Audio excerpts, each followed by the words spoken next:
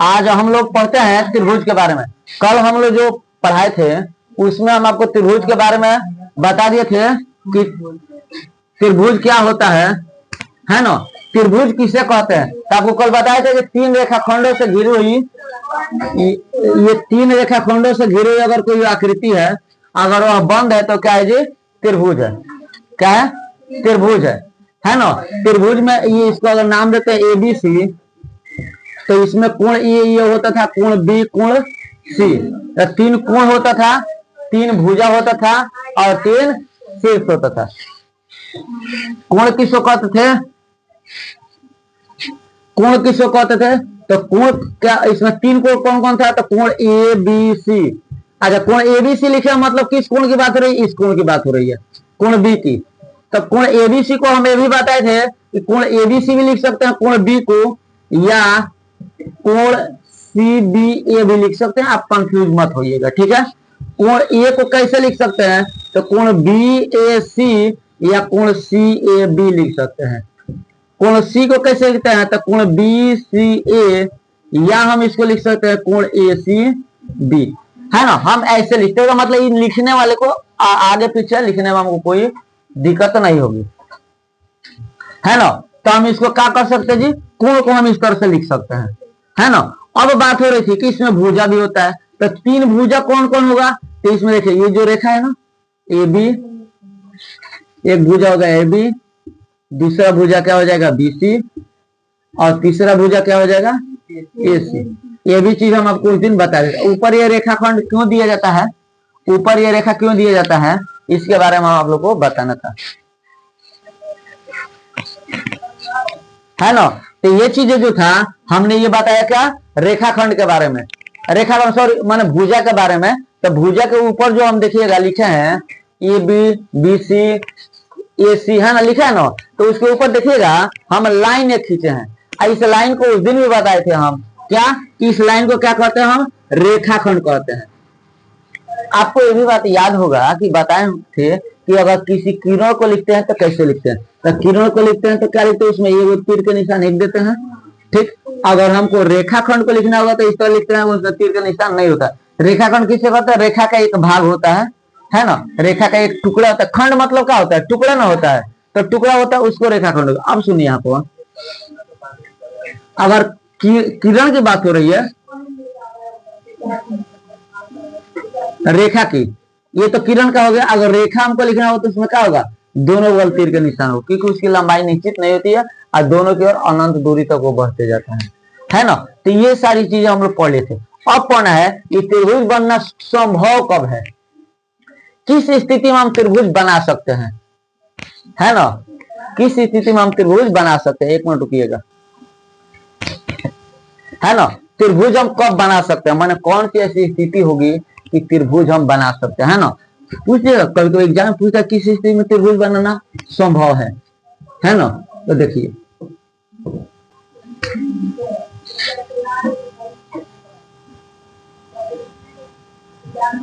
त्रिभुज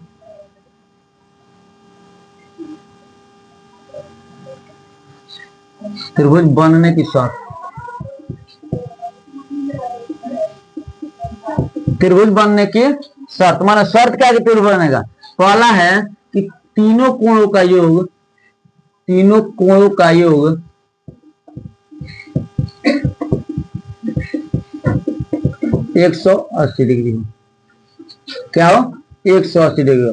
अगर कोई त्रिभुज है, ठीक, और उस त्रिभुज के तीनों कोणों को जोड़ने पर 180 डिग्री नहीं आ रहा है, या तो कम हो रहा है नहीं तो ज्यादा हो रहा है, तो त्रिभुज बनना संभव नहीं है। जैसे देखिए यहाँ पर पॉइंट क्या दे रहा है? 70, 50 और 100। अब आपसे पूछा जाए क्या इससे त्रिभुज बनाना संभव है? 70 डिग्री, 50 डिग्री और 100 डिग्री, तो सबको जोड़ेंगे तो 70 डिग्री प्लस 50 डिग्री या प्लस 100 डिग्री कितना होगा? 7 5 12, 120 और 100, 220 हो रहा है। हमको कितना चाहिए? त्रिभुज बनाना के बनने के 180 डिग्री कोण होना चाहिए, कोण की माप 180 डिग्री होना चाहिए, या 220 डिग्री हो गया था, ऐसे त्रिभुज बनाना संभव नहीं है। और दूसरा स्थिति देखते हैं, मान लीजिए यहाँ पे 60 डिग्री दिया है, 40 डिग्री दिया है और 80 डिग्री दिया है। तब त्रिभुज बनाना संभव है। जोड़ कर देखते हैं, 60 प्लस 40 प्लस 80। तो देखिए 60 डिग्री और 40 डिग्री 100 डिग्री हो गया, और 80 डिग्री 180 डिग्री, कितना हुआ 180 डिग्री। मतलब क्या है, इससे त्रिभुज हमारा बन जाएगा, है ना, क्योंकि इसका कोण का माप कितना हो जा रहा है 180 डिग्री हो जा रहा है। अब सुनिए, अगर एक तीसरा स्थिति देख लेते हैं। अगर दिया है वो 20 डिग्री, एक दिया है 30 डिग्री और दूसरा दिया है 50 डिग्री, इसको जोड़कर देखते हैं। तो 20, 30 और 50 कितना होगा 100 डिग्री होगा। 100 डिग्री हो रहा है, ये तो 180 डिग्री नहीं पूरा हो रहा है, नहीं हो रहा है। तो मतलब क्या हुआ कि इससे त्रिभुज बनाना संभव नहीं है और इससे त्रिभुज बनाना संभव नहीं। त्रिभुज किससे बनेगा, तो केवल इससे बनेगा। क्यों बनेगा, क्योंकि इसके सभी कोणों का जो कितना हो रहा है 180 डिग्री, 180 डिग्री हो रहा है। तो इससे त्रिभुज हम आसानी से बना सकते हैं। अगर कोणों का योगफल 180 डिग्री नहीं हो रहा है, मतलब क्या होगा, त्रिभुज बनाना उसे संभव नहीं है। चलिए इसको एक बार नोट कर लीजिए। चलिए पहली स्थिति हमने देखा कि त्रिभुज के तीनों कोण जो कितना हो 180 डिग्री। दूसरा स्थिति यह है त्रिभुज बनने का शर्त में कि त्रिभुज के किन्हीं दो भुजा का योग, किन्हीं दो भुजा का योग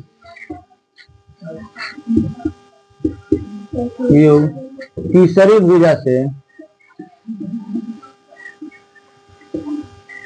तीसरी भुजा से क्या होना चाहिए, बड़ी होनी चाहिए, बड़ी हो, है ना। त्रिभुज है, उसकी दो गो भुजा है, ठीक, तीन गो भुजा है, तो इसमें से दो गो भुजा को जोड़ेंगे। अगर तीसरी भुजा से बड़ा आ रहा है तो वो क्या है जी, त्रिभुज बनना संभव है। नहीं आ रहा है तो त्रिभुज बनना संभव नहीं है। फिर दूसरा एक होता है कि अंतर होता है, तो इसको पहले बता देते हैं। मान लीजिए त्रिभुज बना है, ठीक, 3, 4, 5 है। एक त्रिभुज बनाएंगे 2, 4, 8। एक और त्रिभुज बनाएंगे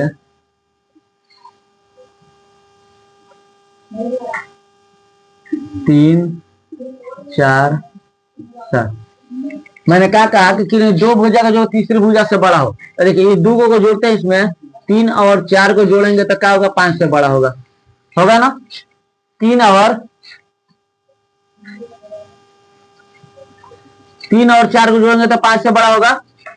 4 और 5 को जोड़ेंगे, ये भी 3 से बड़ा आएगा। 5 और 3 को जोड़ेंगे तो ये भी क्या होगा, 4 से बड़ा आएगा।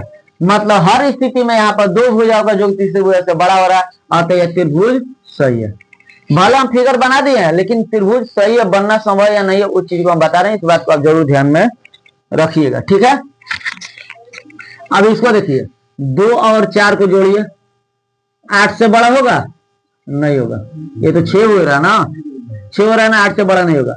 अच्छा 8 और 4 को जोड़िए तो क्या हो गया, बड़ा हो जाएगा 2 से। 8 और 2 को जोड़ेंगे तो भी हो जाएगा बड़ा 4 से, है ना। अब सुनिए यहाँ पर कि दो को स्थिति तो लागू हो रहा है, लेकिन एक स्थिति यहाँ पर लागू नहीं हो रहा है। नहीं हो रहा है कि दो भुजा का जो तीसरी भुजा से बड़ा नहीं हो रहा है। तो अब यहाँ ये मत करिए जब दो को हो जा रहा है, दो हो जा रहा है तो एक नहीं हो रहा है, तो कोई बात नहीं, त्रिभुज बन जाएगा, नहीं बना, यानी त्रिभुज ये सही नहीं है। यह त्रिभुज, यह क्या होगा, यह त्रिभुज सही नहीं है, त्रिभुज बनना संभव नहीं है, मतलब इससे त्रिभुज ये नहीं बन पाएगा। अब इसको देखिए, इस वाले में जोड़िए, 3 और 4 को जोड़िएगा तो क्या हो गया, 7 के बराबर हो गया, है ना। 3 और 7 को जोड़िएगा तो क्या होगा, ये बड़ा हो जाएगा 4 से, 4 से बड़ा हो जाएगा ना। और 4 और 7 को जोड़िएगा, क्या 4, 3, 7 है। एक बार 3 और 4 को जोड़ दिए तो 7 के बराबर हो गया। एक बार 7 और 4 को, सॉरी 3 और 7 को जोड़े तो 4 से बड़ा हो गया। एक बार 4 और 7 को जोड़ रहे हैं तो 3 से बड़ा नहीं हो जाएगा। ये बराबर है, इसलिए बराबर का चिन्ह दिया है। ये तो ये इधर बड़ा हो जा रहा है, इधर बड़ा हो रहा है। सुनिए, जिधर मुंह खुला हो रहता है ना उधर बड़ा होता है, जिधर मुंह खुला रहता है ना उधर बड़ा होता है। तो यहाँ सुनिए, ये बड़ा हो गया, ये बड़ा हो, लेकिन ये क्या हो गया, बराबर हो गया, जो इस रूल को फॉलो नहीं कर रहा है। अतः क्या होगा, क्या होगा कि दो भुजाओं का योग तीसरी भुजा से के वर्ग से बड़ा यहाँ पर दुगो हो रहा है, एक ठो नहीं हो रहा है, मतलब ये भी त्रिभुज बनाना संभव नहीं है ना। कब त्रिभुज बनाना संभव है? तो दो भुजाओं के वर्ग का, सॉरी, दो भुजा का योग जो है वो तीसरी भुजा से अगर बड़ा है तो त्रिभुज बनाना संभव है, अगर उसका कोणों का योग 180 डिग्री हो तब। ठीक है, अब इसको आप लोग नोट कर लीजिए।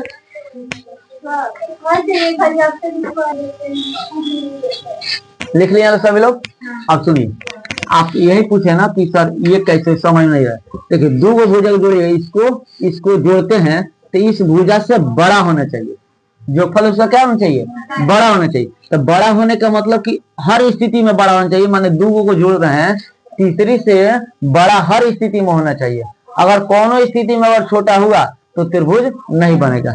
यहाँ देखिए, ये 4 सेंटीमीटर का अगर ये खींचते हैं और ये 5 सेंटीमीटर का, तो इधर का होगा, ये 3 सेंटीमीटर का हो जाएगा, इधर का हो जाएगा, ये थोड़ा सा इधर से ये कोण, इधर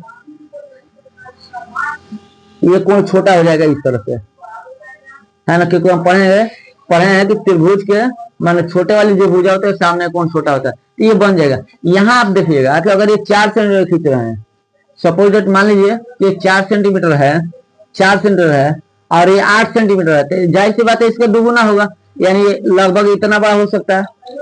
ये जो 2 सेंटीमीटर इसके आधा होगा, तो इसको 2 सेंटीमीटर खूब जाएगा तो इतना बड़ा जाएगा, या इस पर खींचेगा तो इतना बड़ा। ये जाकर कहाँ टच कर रहा है? इसमें टच कर रहा है? नहीं ना कर रहा है। और नहीं कर रहा मतलब कह दिए 3 गो भुजा है तो त्रिभुज बन गया, तो संभव नहीं जब तक बंद नहीं होगा।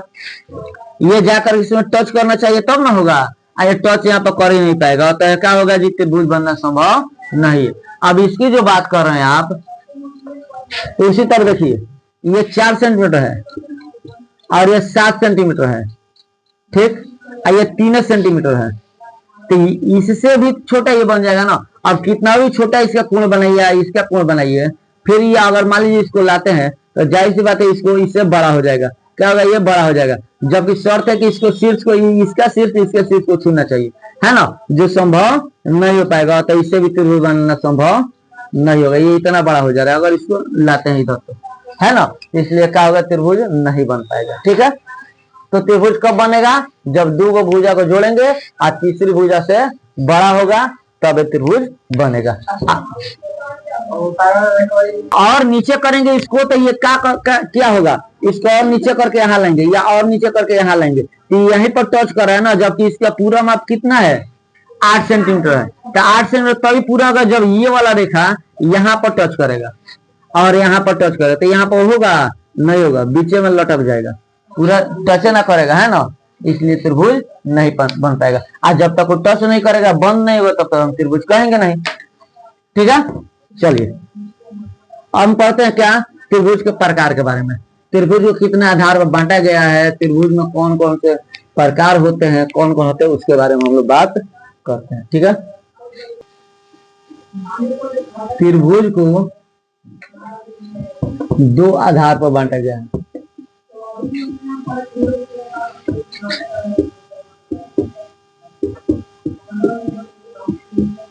क्या है? त्रिभुज को 2 आधार पर बांटा गया है। कौन कौन? तो पहला है भुजा के आधार पर,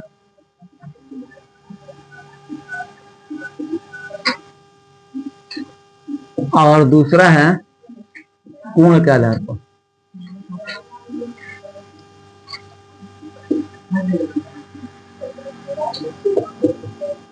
ठीक, तो भुजा के आधार पर कौन कौन है? समबाहु त्रिभुज,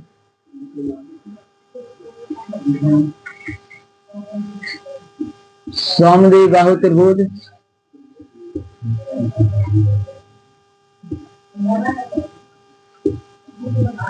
तीसरा का विषमबाहु त्रिभुज।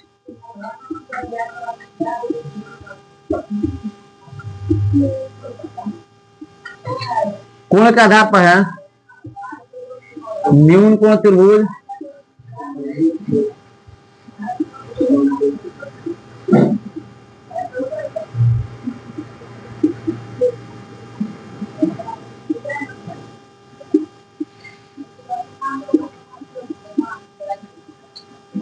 दूसरा है समकोण त्रिभुज और तीसरा है अर्धकोण त्रिभुज।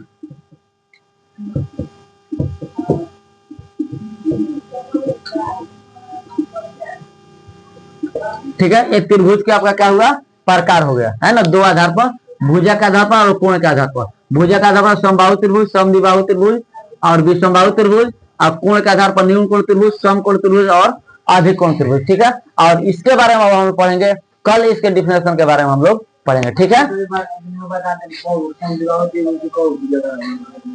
समद्विबाहु त्रिभुज के दो भुजा बराबर होता है, समद्विबाहु त्रिभुज है ना, उसकी दो भुजा बराबर होता है। देखिए यहाँ पर समबाहु त्रिभुज के तीनों भुजा बराबर होगा, समद्विबाहु के दो भुजा बराबर होगा, विषम बाहु का सभी भुजा अलग अलग माप के होंगे। ठीक है ना, इसका प्रत्येक कोण 90 डिग्री से कम होगा, इसका कोई एक कोण 90 डिग्री होगा, बाकी दो कोण 90 डिग्री से कम होगा, और इसका कोई एक कोण क्या होगा, 90 डिग्री से अधिक होगा, बाकी दो कोण 90 डिग्री से कम होगा। इसके बारे में कल हम आपको लिखवाएंगे, है ना, सब लिखवा करके बता देंगे, समझा कर। ठीक है।